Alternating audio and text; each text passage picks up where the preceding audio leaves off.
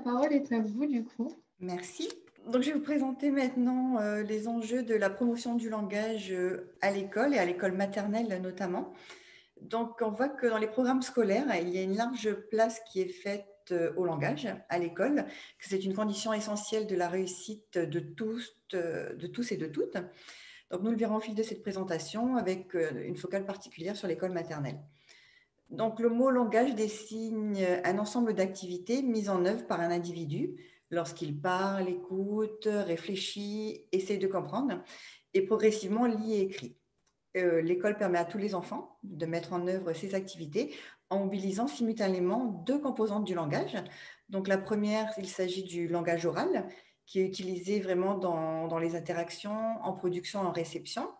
Il permet aux enfants de communiquer, de comprendre, d'apprendre, de réfléchir. Le langage oral ici est vraiment un moyen de découvrir les caractéristiques de la langue française et d'écouter d'autres langues parlées.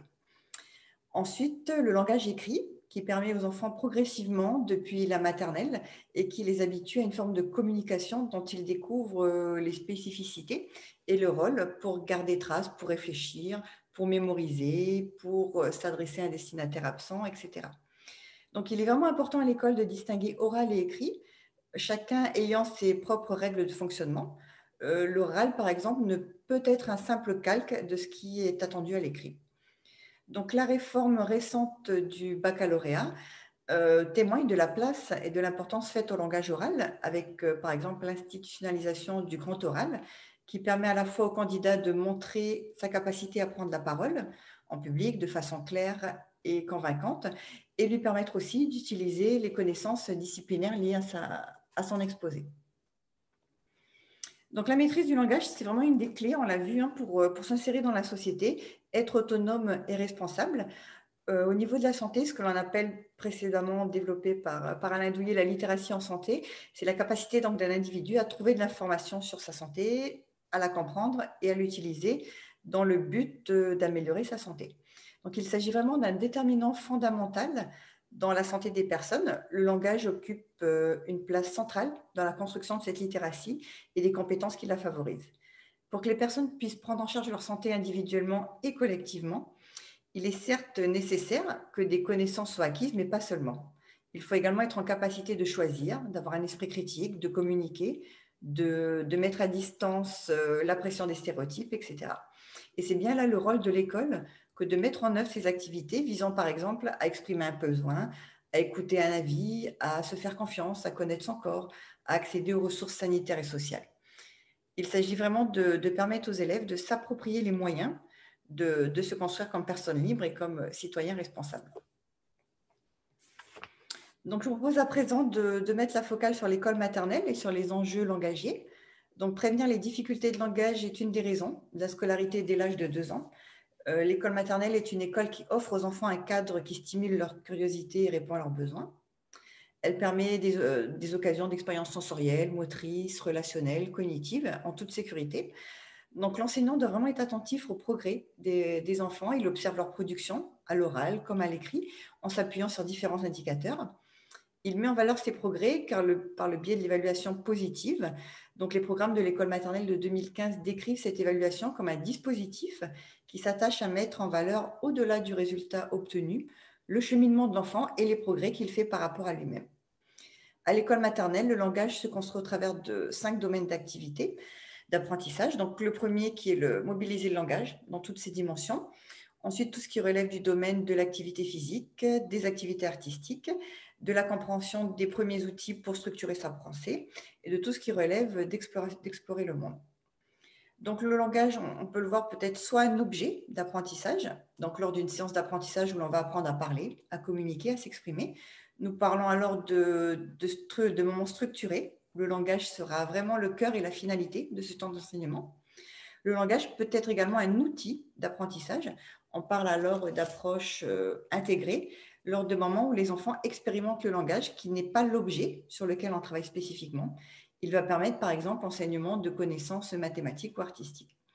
Donc, ces deux aspects montrent bien la complexité de l'enseignement du langage à la maternelle, notamment, où l'enseignant veillera à être attentif au progrès des enfants. Comme l'indique Mireille Brigaudio, il convient de repérer lorsque l'élève est en langage, le plus souvent de manière spontanée, et de lui permettre d'être dans ce langage sans coller une conception d'une langue orale souhaitée identique à l'écrit.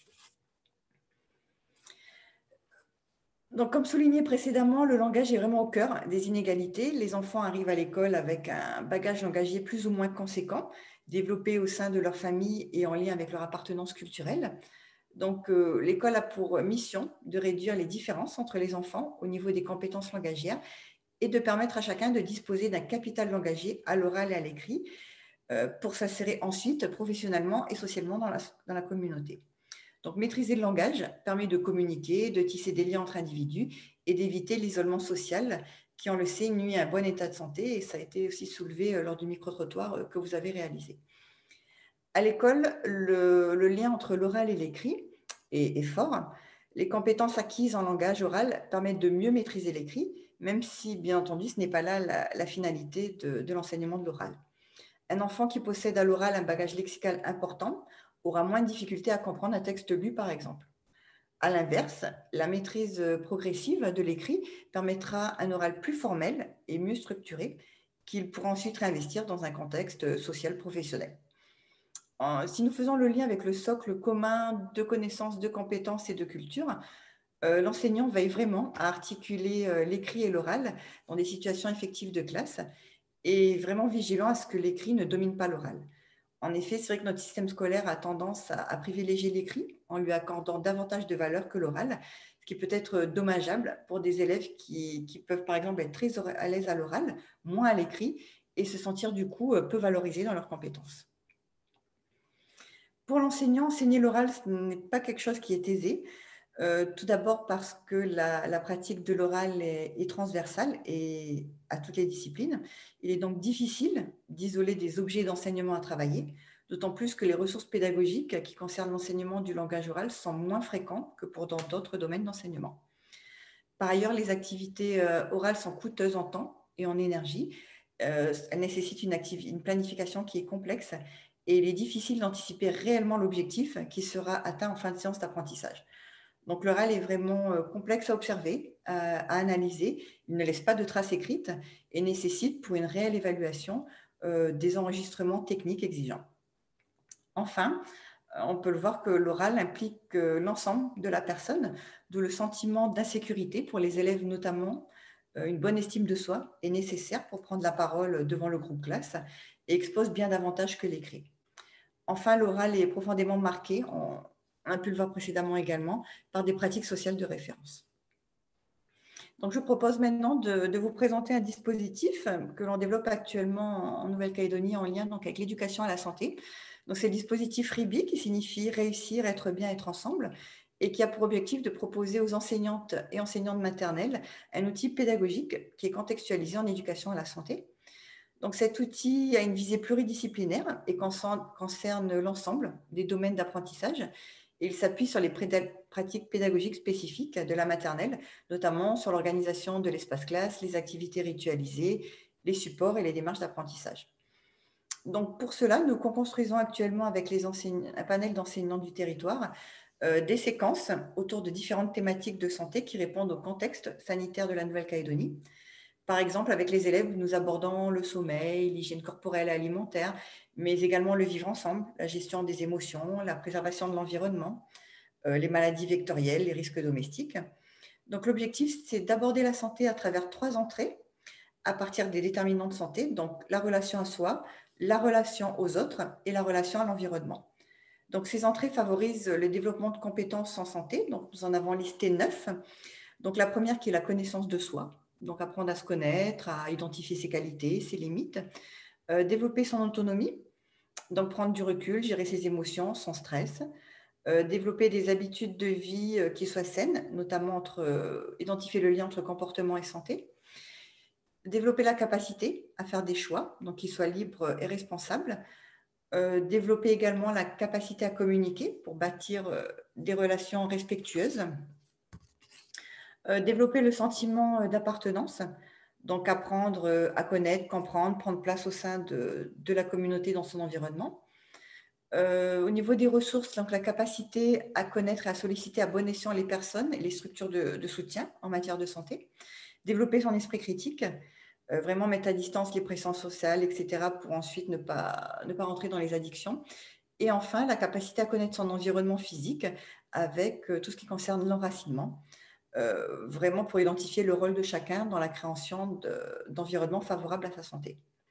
Donc le langage oral et écrit est réellement au cœur de ce dispositif, puisque nous appuyons sur l'ensemble des pratiques pédagogiques de l'école maternelle en favorisant l'interdisciplinarité. Donc l'utilisation d'albums de littérature de jeunesse, l'utiliser des marionnettes en situation de langage où l'élève apprend à communiquer, à réinvestir des éléments du langage abordés dans d'autres domaines d'apprentissage. Nous utilisons aussi les différents espaces de la classe pour mettre en pratique des jeux d'imitation, des jeux symboliques, des activités de manipulation. Donc, nous sommes là réellement sur le développement de compétences qui concourent au développement global de l'enfant, tant dans son aspect physique que psychologique, social et affectif. Donc, pour conclure, donc, langage et éducation à la santé, c'est un élément vraiment au service de compétences sociales, personnelles, cognitives, qui permettront aux élèves de disposer d'un niveau de littératie satisfaisant pour prendre en charge leur santé. C'est également l'objectif d'outiller les élèves pour faire des choix par la suite qui soient autonomes et responsables, afin qu'ils soient vraiment acteurs de leur santé, conscients des conduites à risque et addictives. Et enfin, c'est vraiment inscrire des activités de classe dans une approche par compétences et avec une interdisciplinarité.